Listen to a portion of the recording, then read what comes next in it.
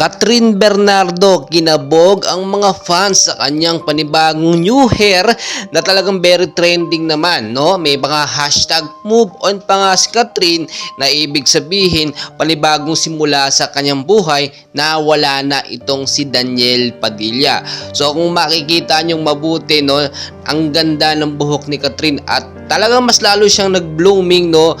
Ang ganda ng itsura niya, ng aura niya. Ibig sabihin, nakalaya na nga po siya sa loob ng 11 years na pinagsamahan nila ni Daniel Padilla.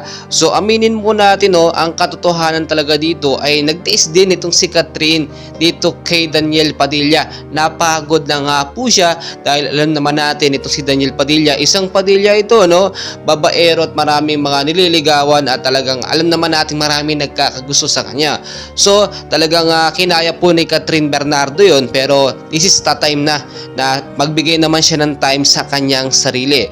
And very viral po talaga ito, at kapag ka ito ay nakita po harap-harapan ni Daniel Padilla, sigurado matutulala po siya sa pagbabago ni Kathryn Bernardo. Then recently naman, kung makikita nyo, may mga larawan pong kumalat si Kathryn na ang itsura niya talaga sobrang payat.